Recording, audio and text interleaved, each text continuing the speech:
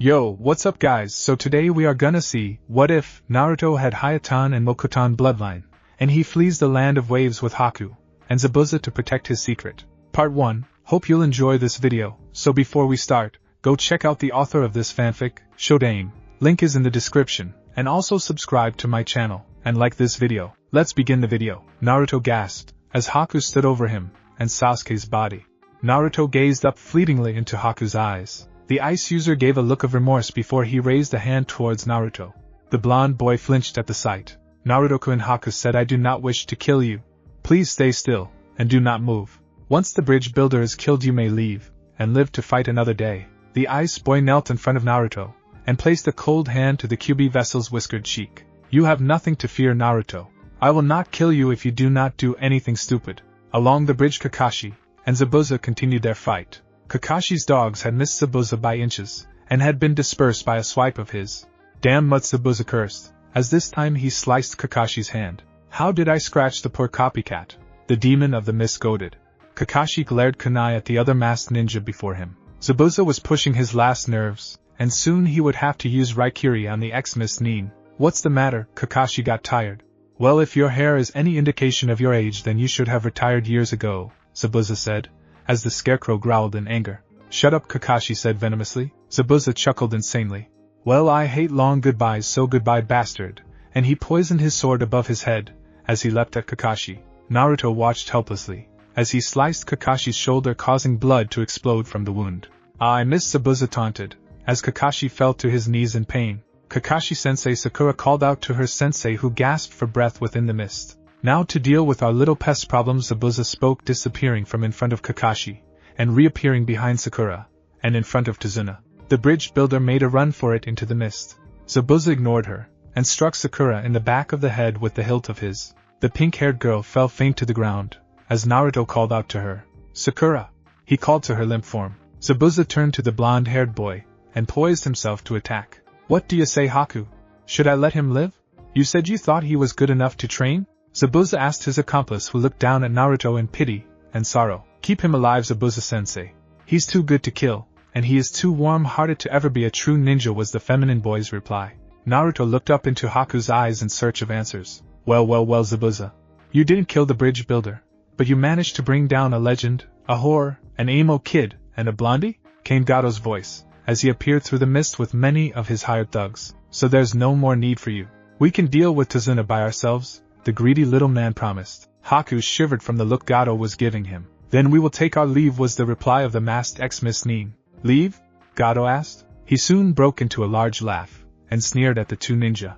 Who said anything about leaving? No, dear Zabuza, you'll have to be dealt with, and your little servant. He trailed off, looking at Haku with ravenous eyes. Doesn't it even bother you that I'm a boy?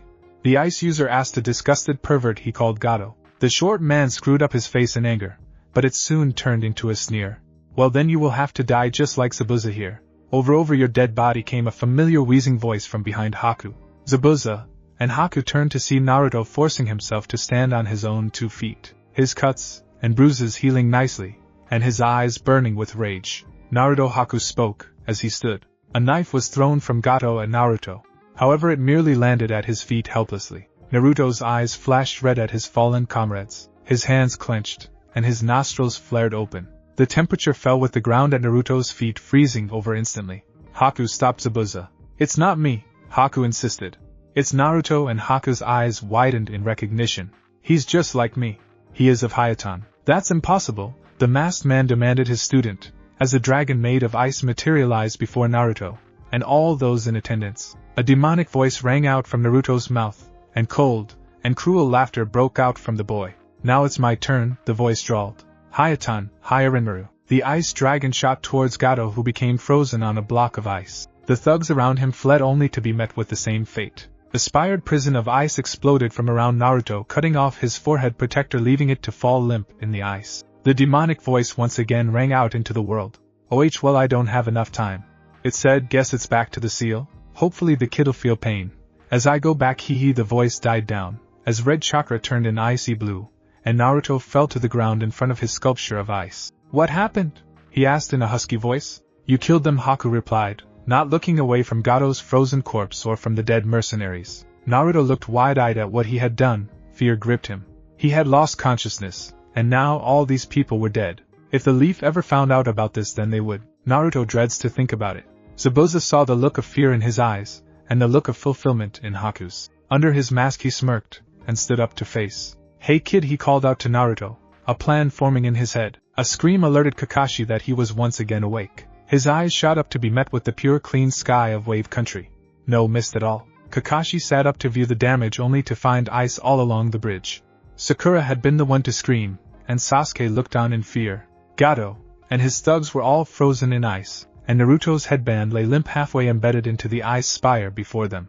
A pool of blood lay in front of the ice spires. Naruto, Zabuza, and Haku were nowhere to be seen. The Hokage stood staring out of the window of Naruto's apartment. Word had spread that Naruto had disappeared in his last mission, and was possibly dead. Civilians flocked by the bucket load stormed into the apartment every hour only to be met with the Hokage and his stack of paperwork. He used Naruto's apartment as a makeshift office to discourage vandals. Hamura and Kohara had given him their sympathies when they had heard.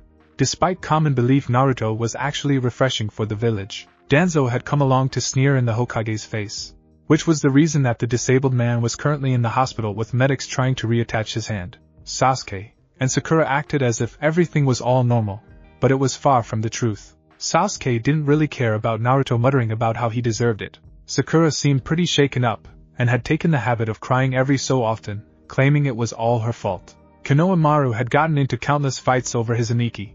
Slander was thrown around the village like a beach ball. The honorable grandson had also demanded an ANBU squad be sent out to retrieve Naruto. The civilian council would have none of it.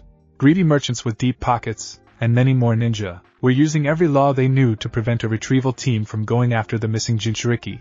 First time I ever wrote that word. Sarutobi began to think back to his talk with Kakashi. Flashback jutsu, fear it, love it, be annoyed by its constant use. Kakashi and his two remaining charges walked into the mission room, the sensei and Kunoichi looking down in the dumps, and Sasuke looking slightly smug. Naruto was nowhere to be seen. "Ah, Kakashi," Sarutobi said, as Squad 7 walked in him. "Where is Naruto?" he asked when no sign of the hyperactive boy was seen. Konoha Maru had decided to hide under the table that day, and had come blaring out. "Where's the boss?" he demanded. Silence filled the room, as Kakashi replied, "Gone." That single word was enough to surprise them. "What do you mean by gone, Kakashi? Do you mean gone to the hospital or oh no?" His eyes widened, and a tear fell from his eye. "Please don't tell me no." Sakura was the one who replied then at that second. "It was horrible. Zabuza and his apprentice knocked everyone else out. Sniff, when we woke up all that was left was Naruto's headband, and all of Gato's men were frozen to death in pillars of ice." The pink-haired girl soon burst out crying. "Zabuza? Gato?" Sarutobi spoke. Kakashi explained. The Cyclops retold the entire story starting from just after they left Konoha. When it was over, Irika, who had been in the mission office, threw a kunai at Sasuke, who smirked through the entire thing. Showing some respect for the dead bastard, he yelled, as tears cascaded down his face. "Why should I?" Sasuke demanded. "He's just a damn demon. My father told me so years ago," Sasuke replied in a cold way. "Hyoton?" Sarutobi asked. "Kushina's clan," he exclaimed, standing up in the filing cabinet. "Kushina? As if," Kakashi said, eyes widening. "Are you telling me that Naruto is his and her son?" Then that would mean Kakashi broke off, unable to finish, fists clenching, as Irika demanded what was going on. "I'm afraid, Irika, that a missing Nin now has 2 Hyoton users, and our resident Jinchuriki, Ki," Sarutobi growled, as his secretary walked into the apartment once again with paperwork. "It's murder bringing all this paperwork here. Why don't you go back to the office, Lord Hokage?" she asked, as she glanced at a photo of Naruto. "Because the villagers are scum," was the reply, as Sarutobi released killing intent. "And you are no different. Get out, and don't come back." She froze in fear before fleeing from the room. As she ran, Sarutobi returned to his copy of Ika, and pondered over what to do now. There were only 2 people he could call in a time like this. "Summoning jutsu," he said, biting his thumb, and placing it on the ground. A small orange monkey popped into existence wearing a postman's outfit. "Can I help you? I need to send a message to Jiraiya and Tsunade of Sannin. Tell them Minato's son has been kidnapped by Zabuza Mamachi." Naruto with Haku, as the feminine boy, explained the art of ice jutsus. To create ice, a majority of water chakra must be used, and a minimum amount of wind chakra must be used. Vapor is the same, only wind is the dominant element, Haku explained, as Naruto followed on keenly. So it's like seme and yuke. Ice has water as the seme, and wind as its yuke? Naruto asked. Haku bleached, and lost his footing, landing face first into the ground. When he returned upright, he stared at Naruto nervously. Where do you get that from, Naruto?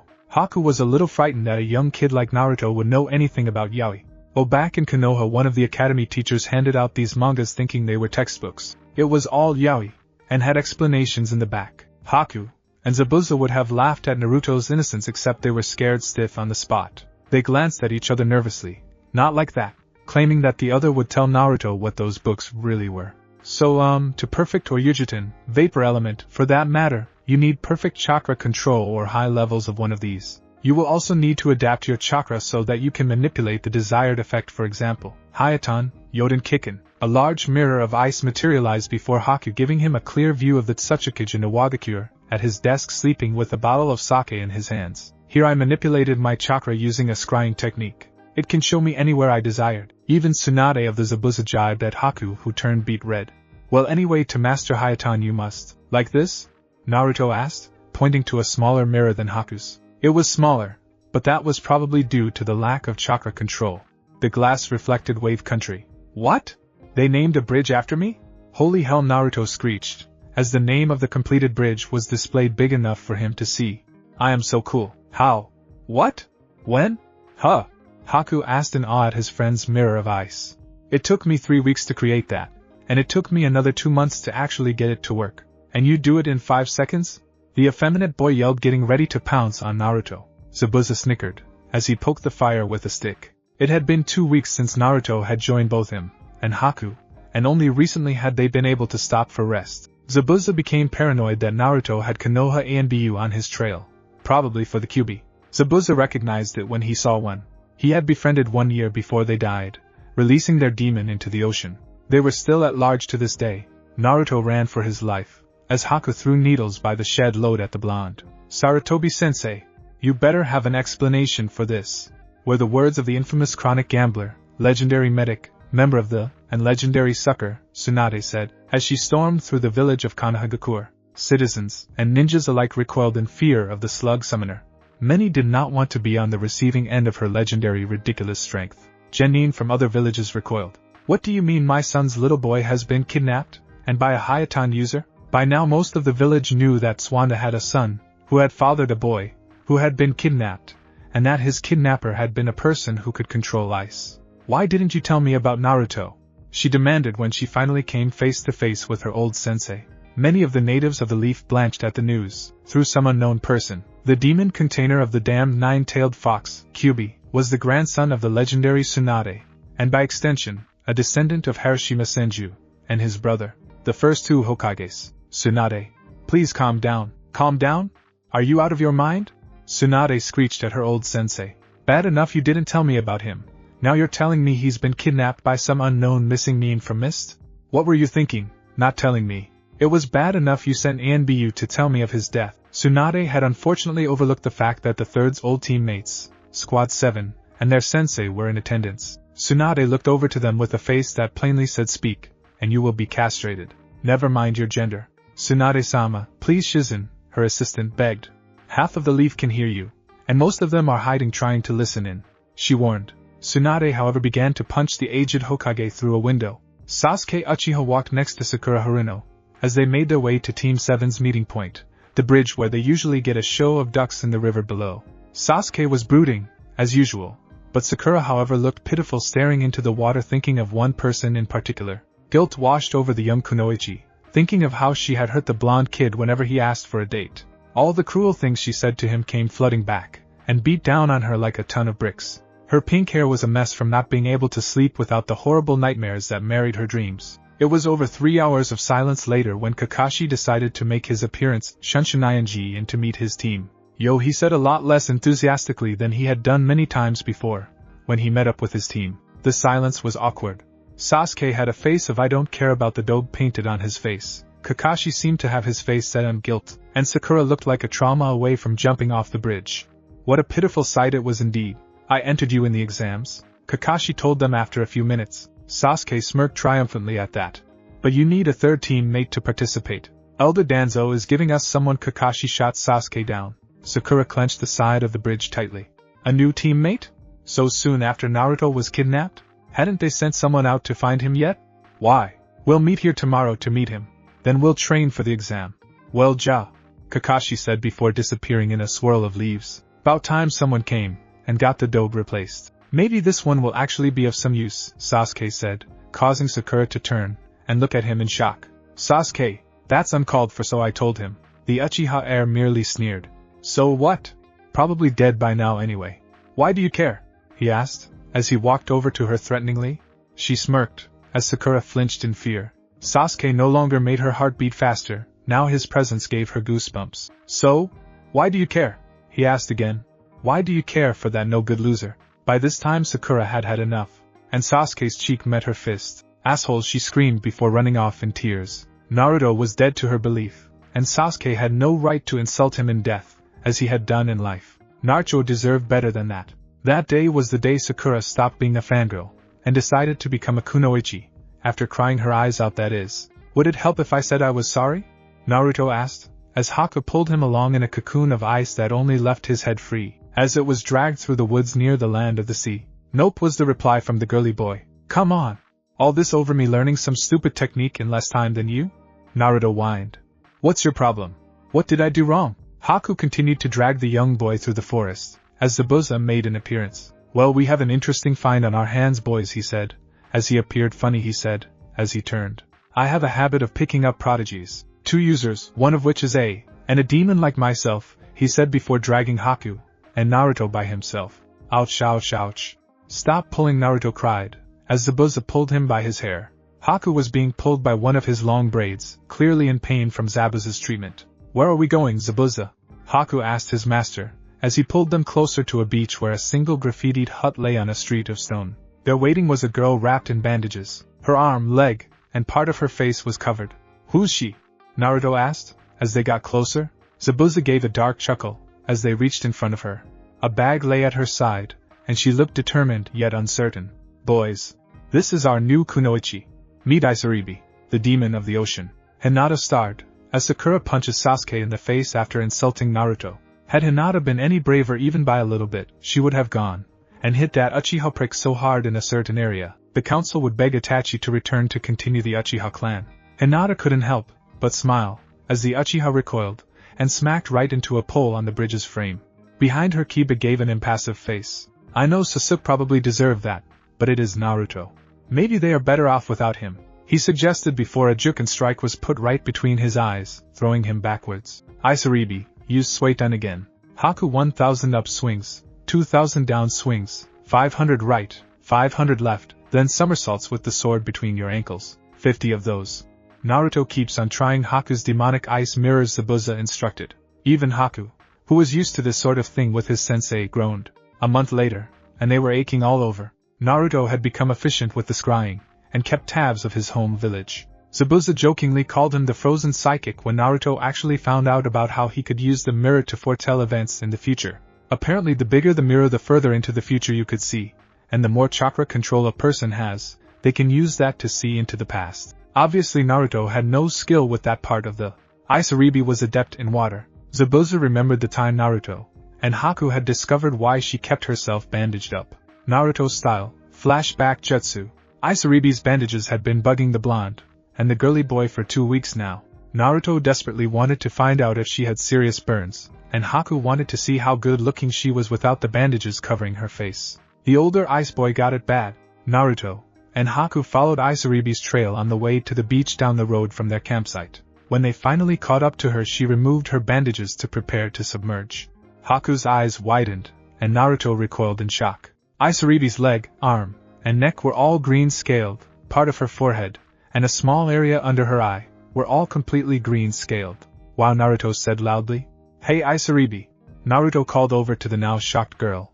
Zabuza appeared behind Haku, who stood gaping at the new form of Isaribi in front of him. She experimented on Haku, Zabuza told his charge. Done by a guy called Orochimaru, and his subordinate Amachi. Poor thing. Isaribi seemed to be suffering from a heart attack, as Naruto clamped her hands in his, and talked about how cool she looked. Haku, however, was a different story. You know how teenage boys are. So beautiful, he said, as Isaribi changed into her fish form. Zabuza blanched at his adoptive son's taste in beautiful women. Naruto art, flashback jutsu, Kai. Ever since then Isaribi had taken to not wearing her bandages around the campsite, only putting them on in town or when they were allowing someone to come near them. Zabuza didn't want to start a panic, and have Amachi's men come after Isaribi. She was too important to his plans to let her go, and she was important to Haku, as well. Ino stood battered and bruised on the arena floor. Her opponent in the preliminaries was brutal, and vicious to anyone stupid enough to mention the one subject that had become taboo around her. Sakura went into a flying rage if you mentioned Naruto in any form of slander. Whoa, Sakura sure is pissed, Choji said, munching on his snacks. Hinata was beginning to scare her teammates with her dark muttering. Kill her, Sakura. Rip out her throat, pummel her into an inch of her life, beat her to a pulp. Poor Kiba, who stood next to her, shivered, as one of her hands clenched the railings, and the other pulled his hair. Hinata was mad again. We seriously need to get this girl a hobby, he groaned, as his root began to pull out. Tsunade drank her sake silently, as she stared murderously at Ino. She had to admit she liked those two girls, angered easily, and psycho when need be her kind of girls. Now if only Shizen was like them, I could teach her to summon slugs. You need to be tough to face off most of them, she muttered. Another gulp of sake later, and Tsunade returned to watching Ino give up. Boring. And Sarutobi theme won't let me place bets, she mumbled, and poured into her hand. Shizen soon returned from the hospital ward in the tower. Lady Tsunade, all former combatants are well and fine. Sasuke Uchiha is making a good recovery, and the curse seal has been sealed by both Jiraiya and Kakashi, she reported. Whoopda, Tsunade said with less enthusiasm than Nara. Just tell me when someone is seriously hurt, then I'll fix him up. The legendary medic Nin returned to her sake. Ah, Minato and Dan both loved their sake. She spoke nostalgically before downing another bottle of the alcoholic beverage. From behind her, Jiraiya sighed. Tsunade was thinking about them again. He knew it was wrong to think ill of those who gave their lives for the village, one being his own student, who had cursed his son to a life of loneliness just to save a bunch of ignorant and selfish ninja. 12 years after Tsunade and Dan had gotten together, and 6 since her beloved died, Jiraiya finally met up with his old teammate again, only to discover his student was the son of his old crush. He had felt Tsunade twist the knife in his chest even more that day. Koyuki Kazuhana sat on her new throne, as the last of her uncle's miserable servants were sentenced to life imprisonment. After being forced back by her manager, Sandayu, Koyuki, formerly Yuki, had been forced to stage a coup on her unsuspecting uncle, who now lay dead at the foot of the broken mirror of the Rainbow Glacier. Her heroes stood behind her with triumphant looks on their faces. Naruto Uzumaki, blonde Hyoton user, and big fan of her work. He held a soft spot in her heart when they had gotten to talking. It had been the hyperactive knucklehead to finally convince her to organize a coup. Isaribi Mamachi. An experiment, turning a young girl into a monster. Koyuki had taken it hard when she first noticed the green, scaled, and gilled skin. Isaribi was a beautiful young woman with a curse placed upon her by some psychopathic bastard. Haku Mamichi. Koyuki had to admit she was insanely jealous of Haku's looks. She had first assumed him to be a girl, saying that he was beautiful. When the revelation about his gender was revealed, Koyuki thought that the young feminine boy before her was gay. Zabuza Mamachi, the adopted father of Haku and Isaribi, former member of the 7 Swordsmen of the Bloody Mist, A-rank criminal, master of his sword, and last of the Mamachi clan, and someone she was attracted to. Come on, she's a lonely woman, for crying out loud. Koyuki smirked, as Naruto tried to stuff his face with party food from the festival to commemorate the changes to the land of snow, both politically and physically. Zabuza walked over to her, and began to whisper in her ear, "Princess, a word please." It was no request, but an order from the missing Nin of Kiri. Koyuki knew better than to argue with someone like him unless there was something you had which you could use to support you. That thing was courage. Courage the princess doubted she had. Zabuza led her down a hallway, and into a small chamber. There he turned to her, and sighed. "Princess, I needed a favor." He seemed to be begging for this. Koyuki allowed him to proceed with, "It depends on what it is." "I need to find an old friend of mine in Fire Country," he said, looking down on the daimyo of snow. Koyuki raised an accusing eyebrow at the masked Nin. "Oh, what kind of friend?" she asked disbelievingly. Zabuza replied, "Another of the swordsmen. Out of the 7 of us, only 3 ever left. One is in Akatsuki, another is me, the last may be insane, so I want to go get him." The woman put her hands on her hips, and pursed her lips. "Why do I not like the sound of that, Zabuza?" she accused. Zabuza smirked under his mask, and drew closer to the female daimyo. "Because you don't like the sound of me leaving you all alone." It was more of a statement than a flirty question. Koyuki blushed slightly before slapping Zabuza lightly on the bandages of his mask. Just go, pervert, she told him before hurriedly walking out. Zabuza called out to her, does this mean I can leave Naruto, Isaribi, and Haku here with you?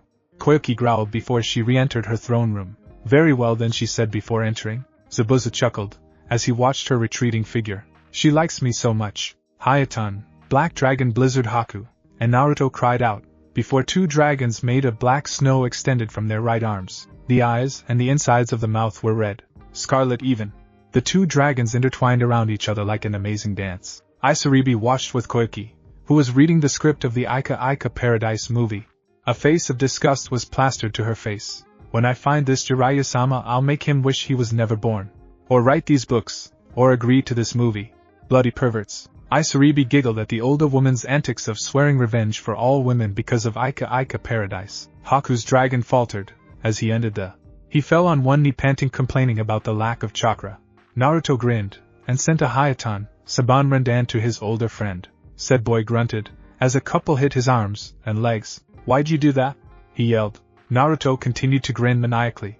Because now you're injured, and Isaribi has to fix you up. Haku turned a deep shade of crimson at finally figuring out Naruto's plan. You are so dead when I get my chakra back, Uzumaki. Naruto gulped, as Haku wobbled back to Koyuki and Isaribi on the patio of the Great Garden. Ladies and gentlemen, welcome to final rounds of the long-awaited Chunin exam, Sarutobi exclaimed to the crowd of the arena. A loud uproar of applause sang through the stadium. The competitors of the exams all stood in a line waiting for the matches to begin. Sasuke Uchiha, Sakura Haruno, Neji Hyuga, Hinata Hyuga, Shino Aburame, Shikamaru Nara, Temari Sabaku, Gara Sabaku, Kankuro Sabaku. All 9 competitors stood in attendance for the exams to begin. However, one person was absent. Where's that Dosa guy? Shikamaru asked to Proctor Gunma. The Chewing replied in a lazy voice. One less fight. That Sakura girl goes straight to the next round. Sakura let out a sigh of relief before standing back up straight again. It had been a hectic month. Kakashi had taken Sasuke to train him for his fight against that guy Gaara from Suna. Thanking her lucky stars, she would have fought that Dosa guy had he still been alive. Now she could reserve her strength to go into the next round. After Kakashi and Sasuke had hightailed it out of there, Sai, her new teammate, had disappeared with his trainer, that guy on the council called Danzo. Sakura had been pretty much forgotten, until Sakura had come across Shizen. When Kakashi had told them that after the Chunin exams he would be rejoining ANBU, regardless of whether or not they made it. Sai would continue to work on their team, and they would get a new one. Their sensei turned out to be a person who had been apprenticed, and had amazing skills. They had worked with the team after Sai joined, and before the exams to make the transition a little more capable. Shizen would be their instructor when Kakashi left for ANBU. Unfortunately, that had put Team 7 in a strange predicament. All members of their squad had S to begin their name, and their squad number began with an S. So now they have been dubbed Squad S. The only S's they didn't do was sex, S-rank missions, and secret. Sakura had spent the last month training under her, and though it may sound bad, Kakashi was a joke compared to this woman. She took her job seriously. She was there on the dot, and left behind anyone who was late. They had to catch up with her. When Kakashi told her his philosophy on scum, and people who leave behind friends, Shizen replied with hypocrisy, and also said none of these, including him, were her friends in the first place. Shizen was serious about their training. Sai and Sasuke seemed to drift to Kakashi during training, Sasuke for the Sharingan, and Sai for help with his painting work. That left Sakura and Shizen. Shizen had pounded into the poor girl all of her healing knowledge and her techniques. Sakura was probably the most overworked member of the team. Poisons were dancing in her dreams, and the constant healing techniques were so demanding, Sakura was forced to increase her chakra supply by Shizen's advice. Hang upside down from the 3rd Hokage's nose on the Hokage monument. Sakura was bullied into that by her teacher, and ended up impressing some foreign dignitaries and shinobis. This of course went unnoticed to her, but not to Shizen, who used it as propaganda to raise Konoha's appearance. The next day had shinobi from all other villages visiting, taking turns to hang upside down from the monument. That was explainable, seeing as if the Konoha Nins did it to become stronger, then maybe they would get stronger, as well. Unfortunately, a lot of ninja with crappy chakra control ended up either in hospital or 6 feet under by the time people stopped doing it. It was also the reason why so few ninjas were in the first round of the exams. First matchup is Neji Hyuga and Hinata Hyuga, Genma announced. Everyone, but these two, get the hell out of here. The remaining genin made their way to the staircase that led to the observation booth for the competitors. Neji and Hinata stood staring at each other, fires of hell burning into each other. Give up now, Lady Hinata. Fate has decreed to me the victor of this battle, Neji told his younger cousin, who merely responded by spitting at his feet. Shut up, and fight, pretty boy. Up in the stands, Hayashi Hyuga growled in frustration. Never again would he let another Hyuga girl train under Anko Mitarashi again. For the sake of the innocence and sanity of the young women. A month ago, Hinata had snuck out of the Hyuga compound, and snuck all the way into the tower at the center of the Forest of Death, and begged Anko, who lived there, to take her on, as an apprentice. Anko had been reluctant to take in any student, let alone a Hyuga whose clan would cause trouble for her teaching the girl. However, after much begging and pleading, Anko finally caved, and took in Hinata. The young heiress had actually taken on some of her master's tendencies. She had an array of kunai, dango, and bottles of sake hidden on her person. The jacket was long gone, replaced with a fishnet shirt with pieces of cloth hiding her important and large assets. A leather skirt and shorts were worn. Instead of ninja sandals, Hinata wore black, steel-toed boots, and bandages on either leg, and her headband was proudly displayed on her forehead. Neji growled at his transformed cousin. Where was the weak-willed girl with no hope of ever getting stronger, and destined to be a weak loser for the rest of her life? Can we hurry this up? I want to kick the Uchiha's ass next Monday already, Hinata said, taking out a kunai at the ready. Up in the stands, Sasuke scowled at the Hyuga heiress. Will she defeat him? What a joke. The Curry of Life shop was shabby on the outside, but gave an aura of friendliness. That's what Grandma Sanzo gave whenever someone wanted to have some curry. Even missing means. Zabuza sat across from his former friend, an ally at the table with the strange curry in front of them. Long time no see, Raiga-kun, he joked at the fat-lipped swordsman. Raiga growled at his pet name, and replied with malice in his voice. What do you want, Zabuza-senpai? He asked. Zabuza smirked under his bandages before replying. Well, I've been hearing some strange rumors about you, Raiga. Funerals for guys not dead yet. Forming a family of bullies and thugs. I had you pinned for someone much better than that. I give them great funerals. Funerals that they will be remembered for. And what about you? Dressing a user up, as a girl, and having your way with him? Raiga yelled. Zabuza glared dangerously at Raiga. I do not have my way with him. Haku is my son, as is Isaribi and Naruto. They are my little family, and my tools for much bigger things than sex. He put his face closer to Raiga's. I'm offering you a chance to throw off those hunter neens on your trail. Raiga's eyes alerted Zabuza of his attention. Snow Country. They have that nice heat generator now. Ice users, and chakra armor. Good-looking daimyo too. You know Yuki Fujike's? Raiga's eyes widened, and drool began to fall from his mouth at the mention of his favorite actress. She's the daimyo, and well, she owes us big for putting her back on the throne. No more running. Yukikage? MBU captain? I think we can get her to agree. Even help us against the Mizukage. Oh wait, I forgot to tell you. He's a fake. Raiga's eyes bulged. What? Ever hear of Madara Uchiha? Zabuza said, smirking. Of course, who hasn't? Raiga replied. Zabuza's hidden smirk grew bigger. Well, he just so happens to be the Mizukage at the moment, and a member of Akatsuki. The face of Raiga grew into an ugly sneer at that news. Madara Uchiha?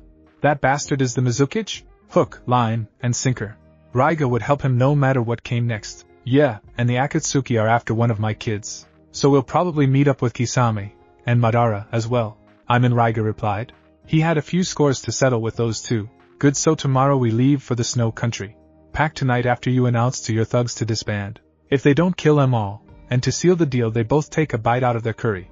In fact, they both regret the moment they ate it. Ranmaru, who sat there to the side throughout the whole thing, widened his eyes, as the two swordsmen each shot pillars of flame from their mouths. I never knew Raiga-sama could use fire?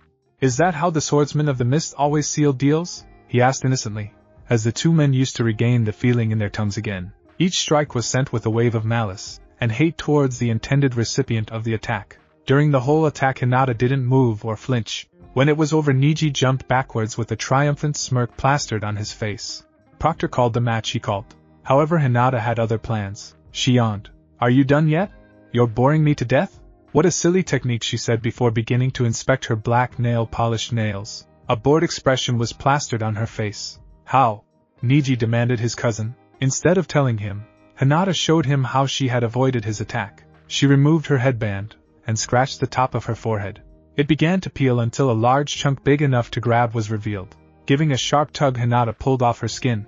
It ripped off her, and revealed that her outfit was underneath this skin. As soon as it was all gone, Hinata dropped it to the ground before returning her headband to her forehead. Snakes peel their skin, don't you know, she said, as Neji gave a look of disgust. I have several other snake skins like that all over my body, dear cousin. Let's see you try, and take those off. The taunt surprised Hayashi, but not as much as her attitude or her snakeskin armor. Don't tell me.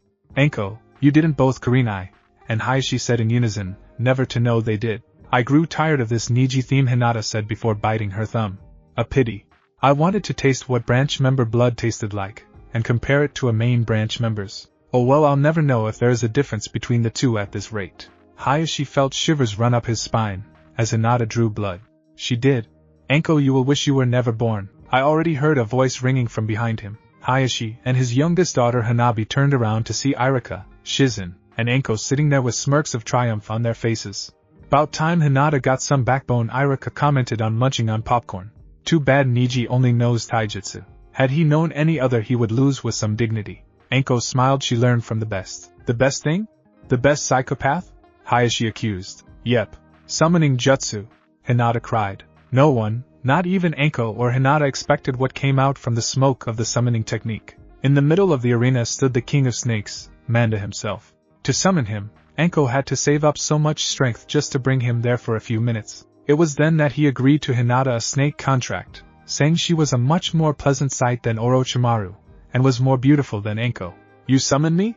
Manda asked in a snake's usual hiss. In the Kage's box, the Kazekage began to sweat. Never before had Manada ever called him master, nor had he ever allowed someone untalented and unworthy to sign the snake contract. But somehow this girl did exactly that. She was the master of Manda and Hyuga. Manda, I have a meal for you, Hinata said in a playful voice, finally getting over the shock. But we can't kill him. You know what to do, she said, sitting Indian style atop the Snake King's head. Manda gave a dark chuckle and smiled at his mistress Hinata. Manda plunged his head down on Neji, Hinata never losing balance. He then completely swallowed the Hyuga boy. Many saw the bulge in the snake's throat that was Neji. After 5 minutes Manda roared in laughter, then coiled up. He grunted, then moved away to reveal a little present on the ground of the arena floor. Neji lay half of his body within the brown mess. Tenten ran for the toilet, and many of them looked in disgust. However, the Sunbins, most of the Rookie 9, and a majority of, even the Hokage, roared in laughter at the Hyuga boy's predicament. Hanabi had never before felt so much the same as being a Hyuga in both the main or branch family.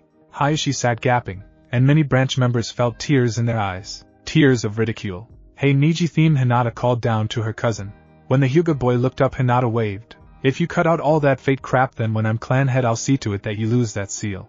Hinata leapt down from her place on the man's head, and received a lick of the tongue from the Snake King. Everyone familiar with this knew that this was the snake's equivalent of a kiss. The Snake King whispered in her ear before poofing out of existence. Proctor called it. Gemma had been too busy either being in shock from Neji being swallowed, and raging in laughter at the Hyuga teenager being Snake Poo. When he heard Hinata he complied, calling the match in Hinata's favor. Next Hinata did something that no genin should know. She made the leaf Shunshin disappear from the arena, and appear next to the Hokage. Hokage-sama, may I have a word?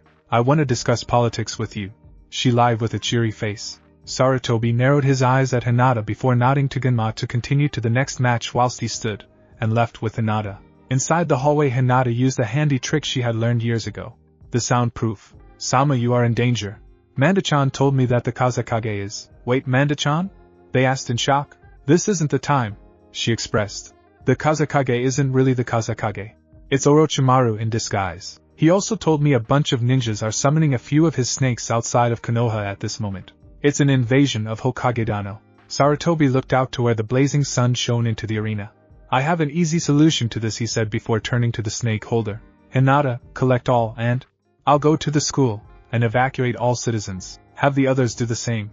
Oh, and one last thing. Shadow clone jutsu. Henge. The next thing Hinata knew, a shadow clone of the Hokage stood next to him with a hinged shadow clone in Hinata's appearance. Let's go give Orochimaru a nice welcome home party. Kankuro had forfeited his match against Sasuke, and Shino now stood before Gaara. His bugs lay at his feet, dead as doorknobs. Gaara gave the Aburain boy a bored expression before wrapping his hand around the boy. Sand coffin. Shino's screams echoed around all of Konoha, as his legs were permanently disabled. Shikamaru and Temari's fights will be the same as in the canon. As Sasuke went down for his match against Sakura, feathers began to fall from the ground. Up in the Kage's booth they grabbed the Hokage and pulled him high up above the building, and onto the roof. He threw the Hokage down to the ground, and let him lie there giving him dark glances. So Manda was correct. It is you, Orochimaru. Had Sarutobi seen Orochimaru's face, he would have seen the pale man's face contort into anger. He had been betrayed by his own summon? Of all the nerves. Sound 4, he ordered. 4 ninjas each bearing the headbands of Odo readied themselves on the 4 edges of the roof. One was a kunoichi with flaming red hair. Another was a boy with 6 arms. Another was a large boy with an orange mohawk. The 4th was a boy with 2 heads. Within seconds a purple barrier of negative chakra rose up, and formed a cube, entrapping the Hokage, and Orochimaru. A battalion of ANBU surrounded the cube preparing to attack should the cube falter. Ku Orochimaru chuckled at them. His pale skin seemed to become purple in the light of the cube. Shouldn't you leaf ninja be defending your home from my invasion forces? He joked. Already taken care of, Hibi team. A familiar voice sounded. The ANBU squadron separated down the middle to reveal Jiraiya, and Swanda standing there. It had been Jiraiya who had spoken. Thanks to Hinata we were able to collect all of our available ninja. Your invasion force, Sound, and Sand are both defeated. Orochimaru snapped. At least I have your precious Hokage in my grasp. Tsunade raised a giggling eyebrow. Do you really? All I see is a shadow of his former self. Orochimaru didn't catch on to the hint however. At that moment Hinata's replacement poofed away, and the remaining genins kept up to the roof also. Trapped like a rat, Tenten spoke, as she saw the snake trapped within his own. Is everyone alright? Hinata called, leaping over to them. Hinata, but you were over there, and you disappeared, Ino stated.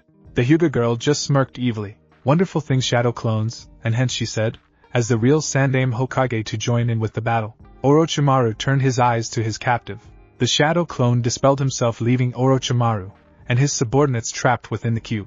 They growled, as Tsunade howled with laughter. Well, Oki-chan. I remember a scene quite like this one. Me, Jiraiya, and Sarutobi-sensei standing outside a chakra barrier, and you are trapped inside. Only this time we're not helping you out. We're gonna bide our time for you to find a way out yourself, and then I'll pound you for abusing my grandfather's DNA. Orochimaru however smirked before replying in his sickly evil voice. Well, 1 out of 3 isn't so bad. He looked over to Sasuke, and grinned. I at least have the Uchiha marked. He began to go through an array of hand signs before settling on the tiger, and whispering. The Sound 4, Orochimaru, and the cube of chakra all disappeared in a large bang. The 2 users, and demon of the ocean stood across from their sensei, and adoptive father, a guy with lips that looked like a bee had gotten to them, and a kid in a sort of cocoon. Raiga and Ranmaru were freaking them out already. These 2 will be tagging along with us from now on, alright you damn brats? Zabuza asked them. The 3 merely nodded, as Ranmaru's eyes glowed red, and sparks blew out from the tip of his twin swords. Are you serious? You want a Yukikage? The young daimyo asked, as the council pleaded with her on their decision. Not just a Yukikage. A Takikage, a Kuskage, a proper Hashikage, an Amikage, a Torikage, and maybe a Namikaze when Wave gets its shinobi village up, and running the representative begins. Do you know the uproar that'll cause when we present that to the 5 great nations? Yuki asked, as if the council had been replaced by asylum ditchers, and were willing to cause war. Hey, in the shinobi world a meal could cause a war. Hint. We already have the support of the other villages. We just need to make our stand against the Reikage, and the Mizukage. The Kazekage was found bound, and tied up underground last week. The Sandaime is stepping down, and both he, and his successor will be at the meeting. Tsuchikage-sama has agreed. He's only a boy, but he is wise beyond his years, the council member said, stating the facts. If I say yes, will you get off my back about it? What? Zabuza and Raiga exclaimed at the announcement of Yuki. There is no way we are going. Oh yes you are, the daimyo told them threateningly. But the Sandaime will be there. He'll demand to know about Naruto. And have you forgotten Mizukage equals Madara Uchiha? He'll know it's us the minute we walk into the same country as the meeting. And you'll be needed to unmask him, Yuki announced to her 2 new subordinates. Zabuza, I want you here to become my Yukikage.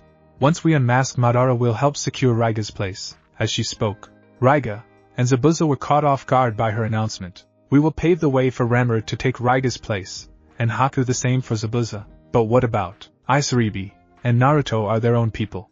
Naruto will naturally be deviated to Yuki or Konoha, and if I'm not mistaken we'll likely be seeing Isaribi staying here for her Hakukukoi-chan, she hinted with a sneaky and devious face. Zabuza had the decency to look sheepish at this remark. Raiga however tiskered, and sighed. Ranmaru will be disappointed. He likes Isaribi. No, he likes Haku. He still thinks he's a girl, right? He thinks she's just gender confused. So when is this meeting thing? Naruto inquired from atop of his pillar of ice. Haku sat next to him on his own pillar whilst Isaribi practiced her chakra control by using the mixture of water walking and tree climbing. Currently she was walking on a pill made of pure running water. Ranmaru was next to her on a pole of lightning, trying to balance himself without losing his chakra control, which would not only make him fall, but would electrocute him. Zabuza's sweat dropped at the four of them, all only genin, and creating their own chakra control exercises. If the newer generations got any better, there would be so many less possibilities for in the future. 1 week from now. Yu-chan wants you all there. She wants to show you off, as her most promising genins, Raiga, and the students all raised their eyebrows at how Zabuza had addressed the daimyo of snow. Yu-chan? Raiga snickered. Oh Yuki-sama, have you whipped Zabuza-senpai? Oh Zabuza-tausen, are you finally getting me a new mother? Although with how she acts you'll be my mother, and she'll be my, Zabuza-oka-san. Haku jokes. I'll buy a dress for the wedding, Isaribi jokes. Should I book the shrine now or when you get up the gall to propose to her? Ranmaru joined in. It was Naruto who went the furthest so far. As long as I can give the next daimyo of Snow Country their name, I'll be satisfied. To think of an who'll become the lord of a whole country. We can play the part, as their counsel. The others all looked at him strangely. What? It's not like he's not butting his banana in her donut yet, right? They've probably been doing it since you came back. Naruto, where the hell did you learn that sort of stuff? Reig asked, blushing at the mention of bananas and donuts. It was Ranmaru who was the only one besides Naruto who was not blushing. Even Yuki, and her counsel, who had been walking towards them, turned red at the mention. Oh, Naruto replied, blushing. As a bonding exercise, Kakashi-san had us all do a book report on Ika Paradise before we started any missions. That man is a lifesaver, Zabuza muttered under his breath, thanking his lucky stars he didn't have the horrible duty of telling Naruto of where babies come from. Now if only they could stick him with Ranmaru when the time came. Zabuza grunted, as the Hokage and Mizuki stared down at him. All had gone, as expected. However, one small tidbit of information was different. Madara had already been revealed, and a new one had taken his place. This one liked people with bloodline limits. All this time he had been fighting just to find that his revenge was gone forever. Well, at least he could hate the news for something. A couple of years ago, the Mizuki had been a farmer on the outskirts of a small village in water country. His wife and child both held a bloodline limit, and he had tried to kill them. He killed his wife, but his son was able to save himself, and kill the mob that had gathered. The man had survived to become Mizuki after having a revelation of how bad the bloodline purges were. You can see where this is going. The current Mizuki was Tsukiji Kale. The father, or Haku Mamachi, formerly Haku Kale. Hanzo, Lily, Shibuki, Sumaru, Tazuna, and a man called Shishima stared at Zabuza expectantly. They looked flabbergasted at what he had just said to the news. It went something like this. Wow. Not even the sexy jutsu has boobs as big as that. How old are you, 15? 19?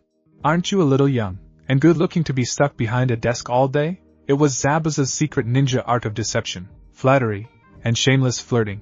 Tsunade looked at him with her fellow Kages behind her, sizing up the wannabe Kages. Zabuza Mamachi, hopeful Yukikage. Lily Kurahana, hopeful Kuzakage. Shibuki, young man whose father was the previous leader of Waterfall, hopeful Takakage. Shishima Tsubasa, hopeful Torikego. Hanzo, current leader of AIM, and hopeful Amikage. Tazuna, stands in for a future ninja village with the title of Namikaze going to his grandson. Sumaru was the successor of the dead unofficial Yandane, and hopeful for the official position. 6 candidates each presented their case for giving up their hidden villages. Tsunade next did the unthinkable. She blushed scarlet. Every Kage or Kage wannabe that knew her or knew of her reputation felt their eyes bulge out of their sockets, and their mouth resembled that of fishes.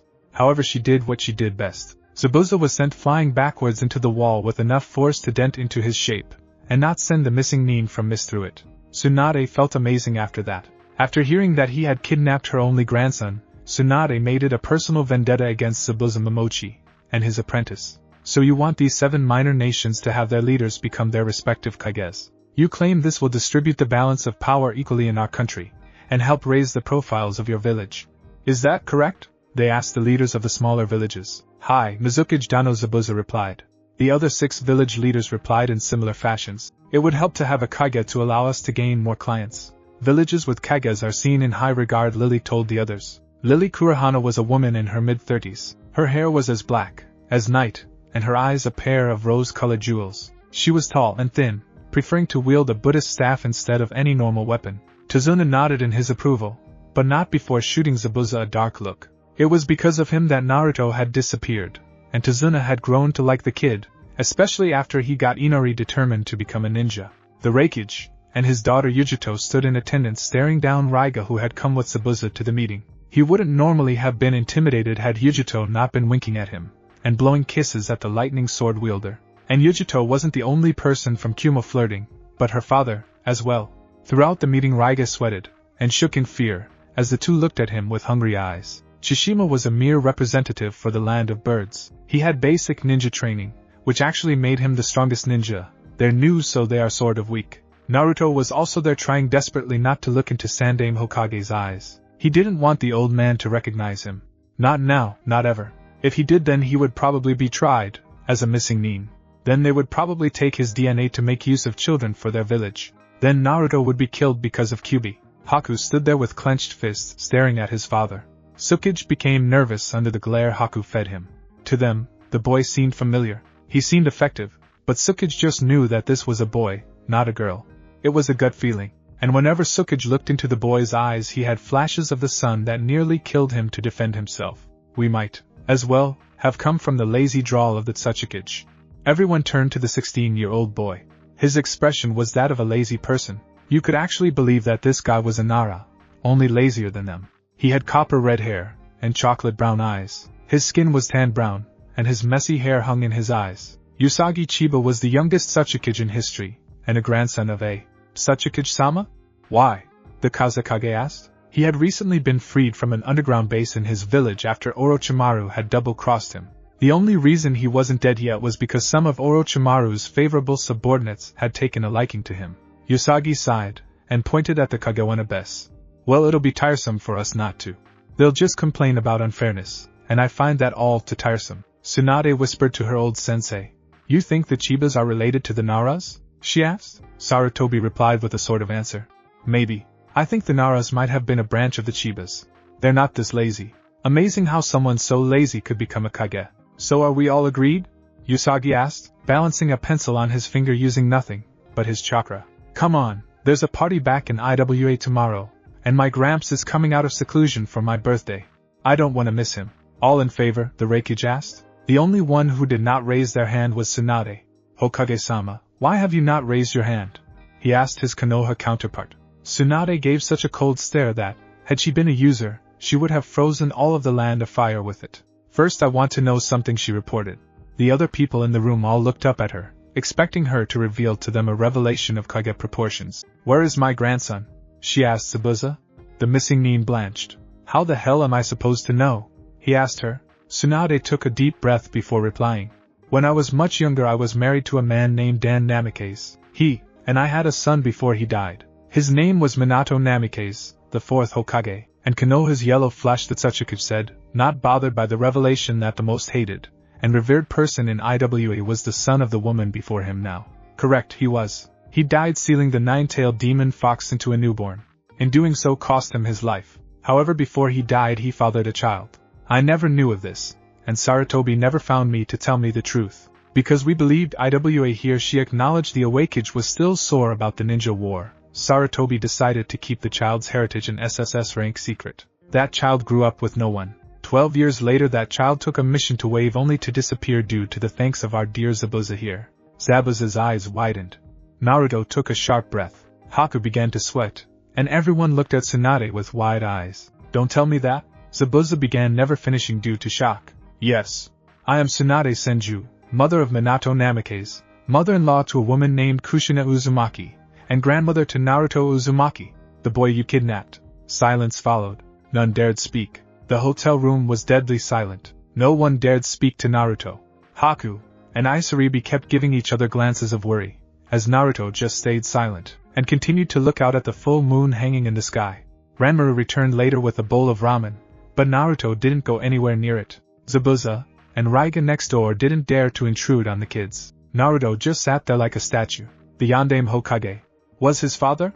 The man who sealed the Kyubi inside his gut was also the man who gave a piece of himself for the to-be-born. Why had Saraji-san never told him of this?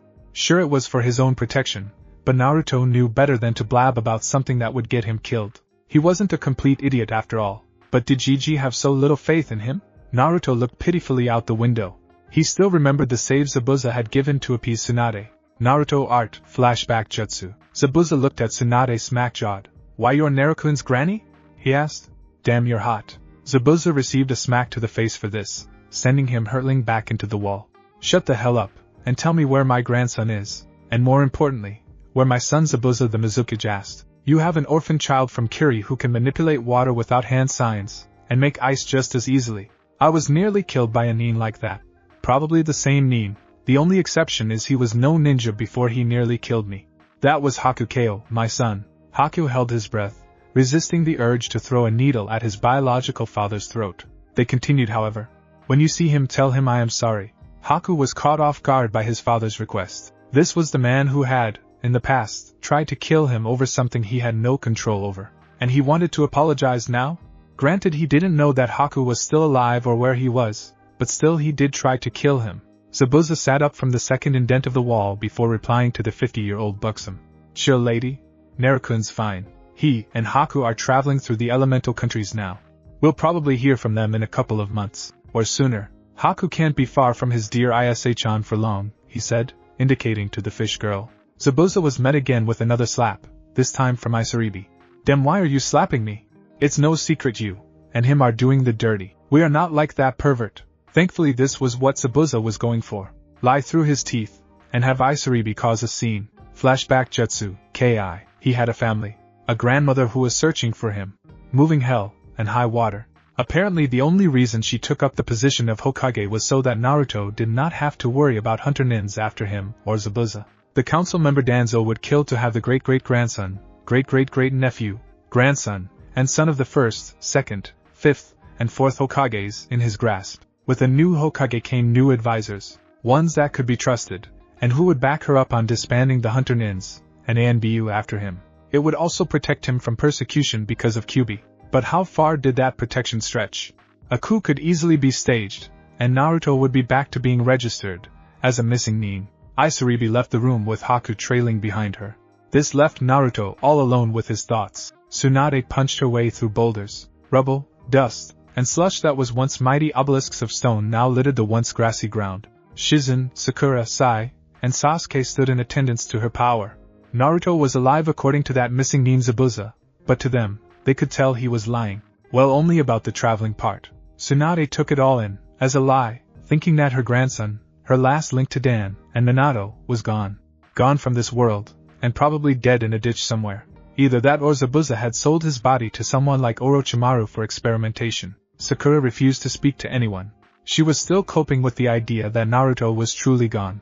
She had held the idea that he was gone, but now it finally seemed to sink in. Sasuke remained silent before walking off. Sakura didn't really care. He didn't seem to care about their teammates, so why should she care about him? All he cared about was getting stronger to kill his brother, and that seemed to occupy most of his mind, so Sakura didn't really bother with him. In truth, Sasuke was even more broken than before. Naruto saw beneath him, saw beyond the prim and proper of the Uchiha clan, and had seen him as just Sasuke. He had given Sasuke a way of measuring his power, and to see how much he would improve. But without Naruto there was no one there to see him for who he was, no one to test himself again. The thought of Naruto Uzumaki made his blood run cold, and regret filled him inside. The thought of Zabuza and Haku, however, made him angrier than he had ever felt in his life. They were on his list to kill, right up there with Itachi. Sandaime remained in his hotel room with a picture of Naruto and Konohamaru. The poor kid had taken it just as bad as anyone. Naruto was his big brother and his rival. When Naruto disappeared, he was heartbroken. His idol was gone, kidnapped on his first Rio mission. Hatred seemed to fill him up whenever Sasuke, Kakashi or Sakura passed him. A few students at the academy dropped out because they could not stand Konohamaru's killing intent. He was barely sociable now. His grandfather missed the constant attacks from the little boy. The only people he talked to were Hinata, Irika, and Tsunade, who had become like a grandmother to him. They reminisce about Naruto with Tsunade so she would get the idea of what her grandson was like. Irika also took it hard, but he dealt with it in his own way. 1 week after Naruto's team returned without him, he had asked his old teammate Enko out on a date, and had ended up sleeping with her. It was no secret that they were dating now. Enko seemed nicer now, but even more sadistic when she wanted to be. Irika even stopped showing respect for most people, and refused to talk to most civilians who had insulted Naruto.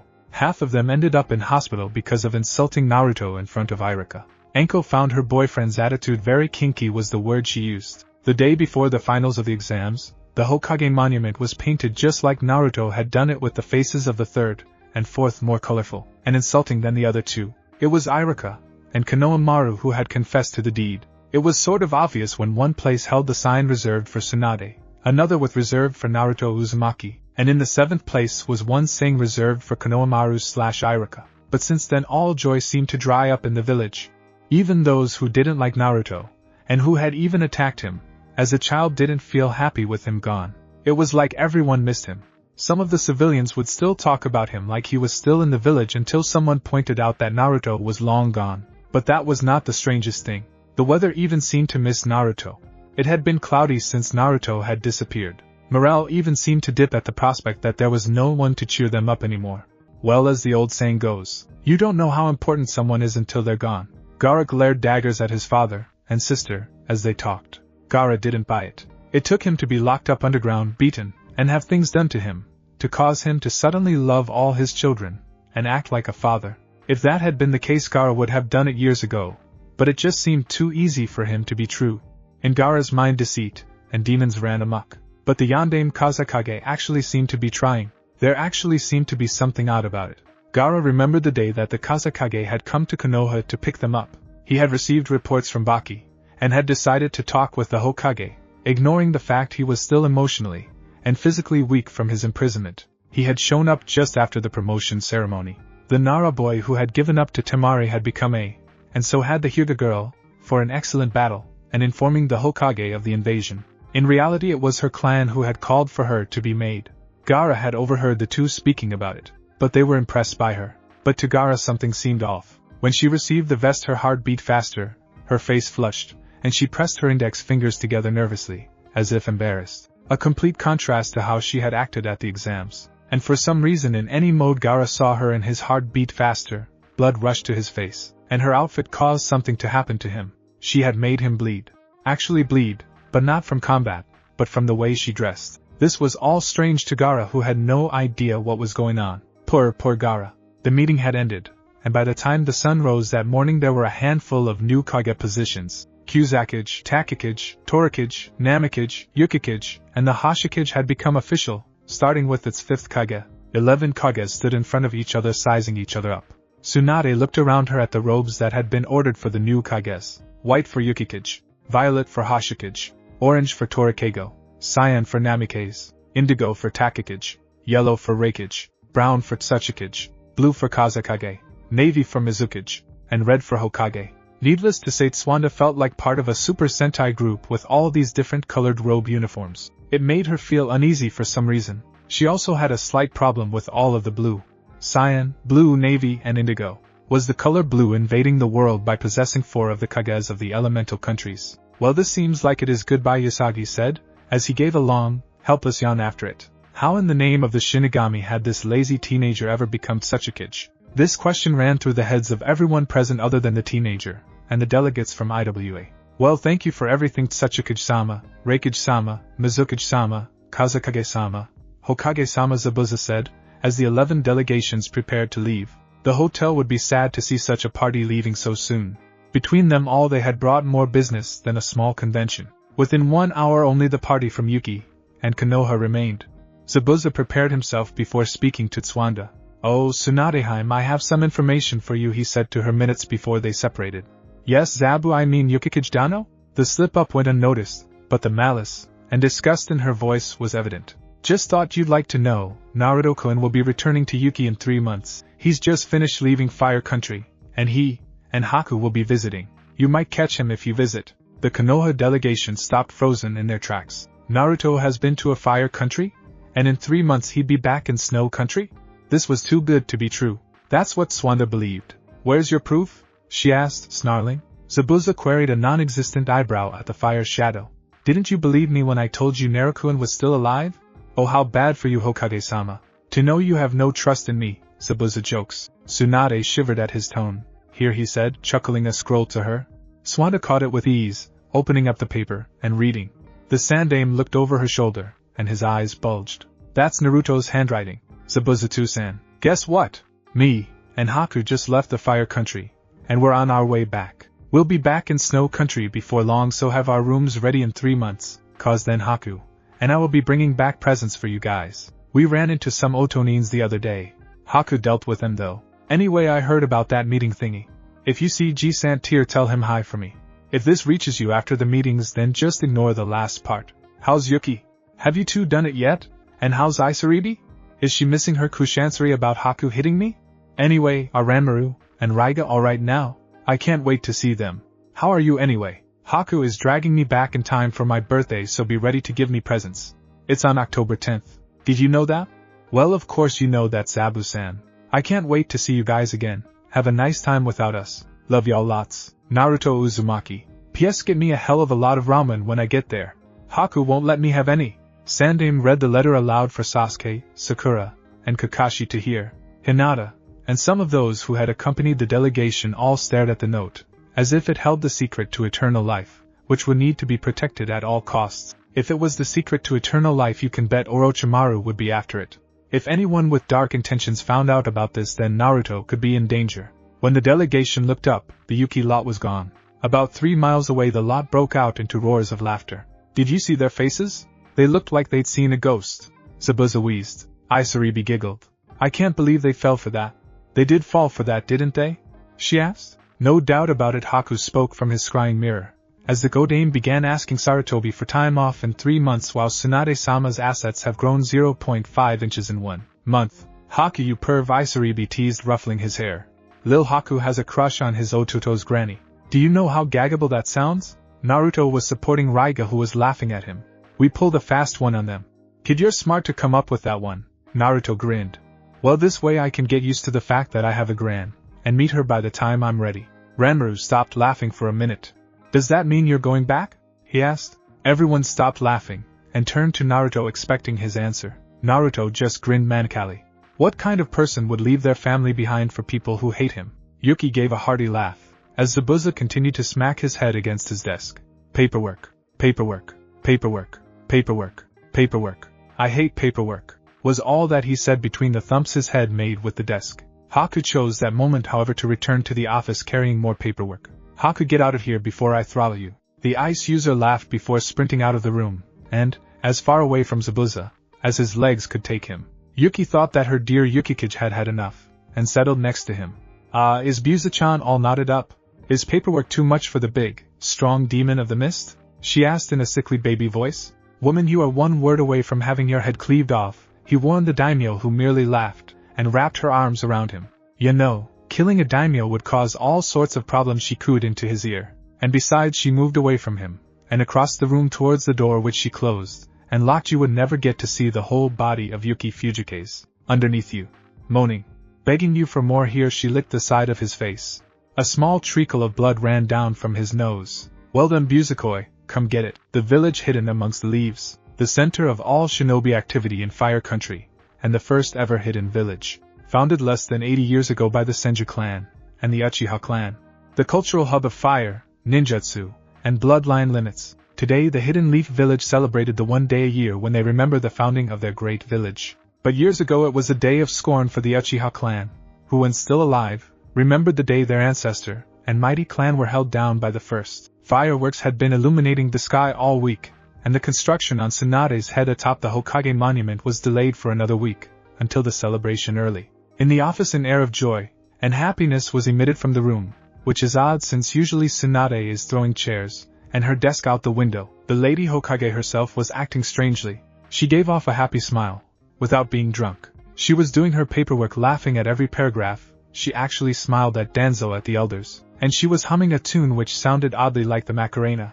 To say Shizen was scared would be an understatement. She was having miniature heart attacks all over the place. Sandaime stayed away from the office for the safety and welfare of his heart, and in fear of his life. It wasn't just because of the festival that had Tsunade all happy and cheerful. No, it was the fact that in 1 week it was the 10th of October, and tomorrow she would start making her way to the land of snow, where hopefully her only grandson was, and where she was going to meet him. Tsunade-sama, we must prepare for your departure. If you leave to collect them, then you must first be prepared to leave a suitable bodyguard and regent for when you return, Hayashi informed the Hokage, who smiled dreamingly out the window. Just chill, Hyoton, she said to him, as the other council members giggled at how she had addressed him. The Hyuga head's eyes rose high into his forehead with shock, and embarrassment plastered across his features. I've got my bodyguard all sorted out, and Sandaime, and Kakashi will regent for me. Oh, and they'll be answering Tuchi Ichiraku with any of our complaints. He's my main regent. But he's a ramen chef, so? He's more loyal than any of you. He sees past hatred, and what other people say about certain individuals. Surprisingly, he knows politics, and he's there for the most important reason of all. Tsunade answered with a hint of evil in her voice. Really, Tsunade? And what reason may that be? Tsunade gave an evil sneer before replying. His appointment to regent. Everyone leaned in closer to hear what she had to say. Tsunade's sneer grew in intensity so much that it could be the sneer counterpart to Guy's good guy smile. She soon shouted the answer to the council. Pisses you all off. She began to laugh, as many recoiled in pain from her loud voice, before gaining looks of anger and malice on their faces directed at the lady. Hey, did you hear? That Tuchi guy is gonna be the Hokage's regent. No way, the ramen chef? What is the Hokage thinking? His appointment pisses off the council. And apparently the rumors going around about him. You heard these too? Ichiraku stopped dead in her tracks at what she had heard. Those rumors. No one had spoken of them in years. Back when she had been a little girl, and her father had been shit. It was probably someone on the council who had leaked it out. If anyone found that these rumors were true, then her father would be either put to death, imprisoned, or sent away for the reward back to that place. Had to warn her father. He was in danger. The ramen girl rushed through the streets pushing and shoving people out of the way, making it easier to get to the stand. She had to get there before someone got smart and drunk and did something regretful. Her brown hair trailed behind her, and her eyes widened with every breath. Was a sight to behold, as she ran, like a true work of art. She was too far away from the stand, so the ramen girl decided to take a shortcut. It was an alley which led down to the high street, and to another alley where Ichiraku was. However, took a wrong turn, and instead of seeing the other side, all she saw was a black cloak. The poor girl looked up into the man's eyes. She could tell it was a man from the fact that his chest was so flat. He asked curiously. The voice was familiar. It danced in the girl's head like a symphony of yearning. The beating of Iam's heart increased its pace, beating in tandem with the song that was whispering within her mind. You! What are you doing here? She asked frightenedly.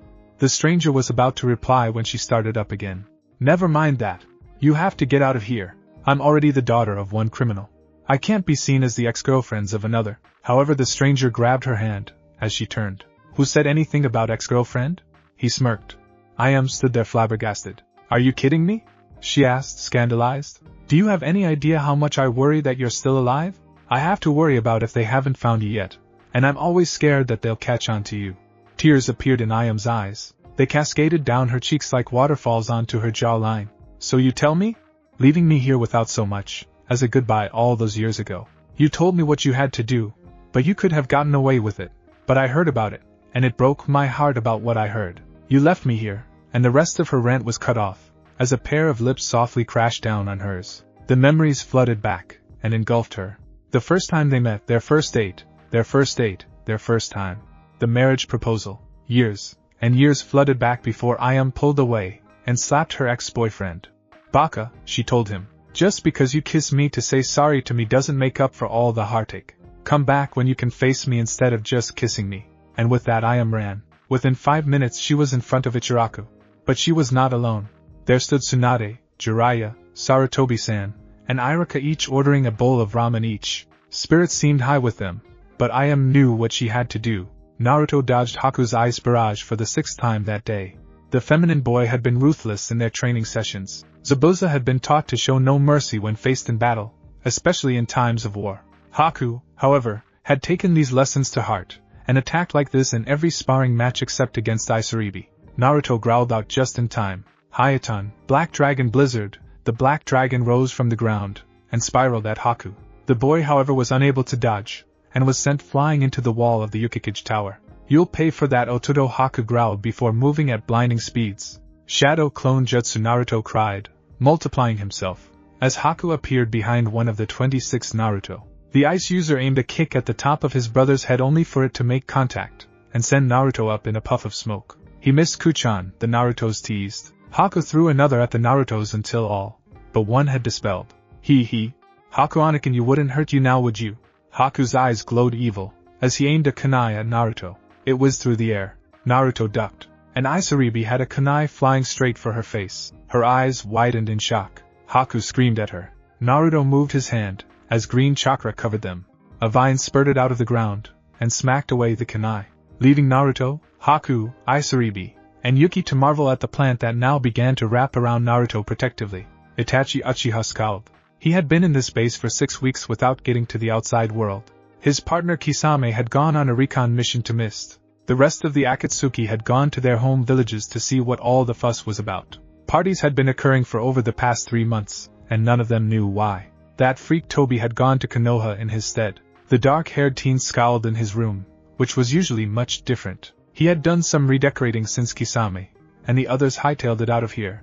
The floor was made of wooden boards, with a red rug thrown over it. A desk stood in the corner with a lamp, and books residing on it. His bed was his usual, but now had a red blanket with the design of the Mangekyo Sharingan pictured on there. I had been used to create a space-time window in his room so he could see the outside world. A series of pictures littered his dark walls. One was of Sasuke, his little brother. Another was of his old charge who he protected in ANBU, and another one which had been faced to the wall. Itachi could not stand the eyes of that one. A calendar displayed the date, and all of his memos. 2 particular dates stood out in the month of October. One of them was today, the day that Konoha was founded. It was usually the day an Uchiha was given shady looks whenever they left their district. Despite the attitude of the general Uchiha population towards this holiday, Itachi always liked it. He especially enjoyed the date, since the massacre. If it pissed off his family, then it was even better than Christmas. "Hey, Itachi-kun," came Setsu's voice. Enter the bored monotone of the Uchiha Slayer called at the plant man phased through the floor. "You'll never guess what." Naruto poured out all of his energy and time into the books about Mokuton which had been taken by the ANBU of Mist decades ago, when the man had died. Zabuza had taken them when he had left Kiri, and had kept on to them in a sealing scroll. The Shodaime Hokage was the last known user of the Senju clan, the clan whose bloodline limit was. The gene inhabits the Y chromosome in humans, meaning only men have the ability to use this. The female population of the Senju clan obtained the power of longevity. However, there is also the cause of luck. Random members of the Senju clan will have terrible luck whilst others have amazing luck. The Shodaime had positive luck whilst his brother was only lucky in selling his perverted novels. The Nidaime was a pervert. Haku and Isaribi's face fainted when they heard this. Our hero is the forerunner of Jiraiya? Don't tell Yuki that or she'll go looking for Nidaime's body. Bring him back to life, beat him up then kill him again. She hates those books, and in general Haku warned Naruto. I think that's why she wanted to learn the sexy Isaribi. She wanted to know if Zabuza was a perv before she got together with him. I wish he was a perv. Those two kept most of the palace up last night. I can't tell who moaned the loudest, Yuki, Zabuza or the people trying to sleep. The Shodaime's techniques can only be passed down to male descendants. Haku read. So that explains why Tsunade never inherited the bloodline. Her brother Nawaki would have had he not died. The Mokuton gene is supposed to reveal itself a week before the 13th birthday of the descendant. So I guess it was last week, Haku said, as the scroll went on to give a few wujutsus that a beginner could use. Mokuton is really handy. The chakra energy within the power is supposed to be able to control the Shodaime divided between the countries, as a show of faith and peace. The elemental chakra is water, and earth hangs on Haku. A while ago you told me fire, and air make lightning if fire is the dominant element. How come there are people with lightning-based chakra then? Naruto asked his Oni-chan. Oh, I forgot, you don't know. Raiga chose that moment to walk into the library they were in. In the old days there was a bloodline limit, however many of the users married into thousands of other families. Eventually it was so common that lightning became one of the 5 elements. It happened with Hyoton and the Snow Country. Haku's clan are the original users. I think it was the Hataki clan that were the original right-hand users, he explained. Naruto's ear picked up on this. Hataki? Like Kakashi Hataki? My old sensei? He asked. Raiga turned his eyes to him before replying. Yeah, I think so. Their clan was the only one who could still use the white lightning chakra. However, since Kakashi has the Sharingan, it has overpowered his own bloodline. If the DNA from that eye got into his DNA code, it could cause a race of users of only one Sharingan eye. The white lightning chakra could die out if someone didn't inherit it. Haku finished for his sensei's friend. You're a smart kid, Raiga praised. Normally it's elemental techniques that are divided when the clan members marry off. Dijitsus, and the Kagaya, Aburame, Nara, Akimichi, Yamanaka, and many other clans can't be shared. Males of the Uchiha are the only ones who can pass on their bloodline, whilst it's the female members of the Hyuga who pass on theirs. Something to do with Y chromosomes. Hey, Raigaji, Naruto called after him. What about the...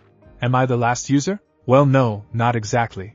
There's a guy called Tenzo, but he was an experiment of Orochimaru, so he's got the DNA of the Shodaime Hokage. Then there's a bunch of Mokuton users from the Senju clan on another continent. The lightning swordsman explained. So there are people who can teach me? Naruto asked, full of joy. The boat was headed to snow country. Itachi didn't care. His target was there amongst the snow. He had to find Naruto Uzumaki Senju Namikaze before the other Akatsuki did. He was too valuable to be left alone. Iruka and Tsunade sweat dropped, as Konohamaru ran from a group of ninjas painted pink. Why did we bring him along again? Tsunade asked, as the brown-haired pipsqueak used the sexy on the ninjas he had been pranking. Because you lost a bet with him, Lady Hokage, Iruka stated. And why did you bring them with you? She asked again, indicating to his entire class who stood behind them. You're lucky you won those free rides, otherwise we would have had to pay for all of them. Well, no one was willing to sub, and they won't leave me alone. Besides, it was a condition of your bet with Naruto Jr. I think even with this I'm going to get gray hairs when I meet him. Iruka-sensei was the voice of the youngest Hyuga main branch member. Iruka looked down towards Hanabi, who gave off a strange amount of killing intent, which was odd for her age. Please tell that insufferable little worm that we do not need the likes of him running Konoha's reputation through the mud. Tsunade didn't miss the high and mighty attitude that emitted from the Hyuga girl's request. Who did this princess think she was anyway? Damn Hyugas, and their superiority complex. But Tsunade didn't like that kind of person. Someone who thinks of themselves above others didn't sit well with her. O Konohamaru. If you paint the ship, and knock everyone out, I'll make damn certain you make Hokage, she yelled to him, smiling. And while you're at it, do something special for our lil pale eyes here. For the rest of the day Hanabi was unconscious due to blood loss from seeing her sensei nude. The Akatsuki was in an uproar. Itachi Uchiha had disappeared from the base after Zetsu had informed him of the Kage meeting a few months back. After he had heard about the Kyuubi brat in the snow, he hightailed it out of there before they could do anything to stop him. Pain sat with Konan, as they overlooked the map of the entire elemental countries. So now the only country without a Kage is Sound. With this new development, the other villages have far more political power, and trying to take over one village would be suicidal. We must plan our moves carefully so as not to be found out, the leader of the organization said, as he drew lines with his eyes. Konan signed defeatingly. Hi, Leader-sama, she replied, looking away from him. Pain's eyes squinted into a suspicious look. Konan, is anything going on? The blue-haired origami scowled at him before standing up. Yes, something is going on. She moved towards the door, ready to leave. Those 6 pairs of eyes of yours are really blind. Pain, you have no understanding of women. She slammed the door, leaving Pain alone, and confused. Must be that time of the month? Thanks for watching my video, and make sure to check out the author of this fanfic. Link is in the description. See you next time, till then sayonara.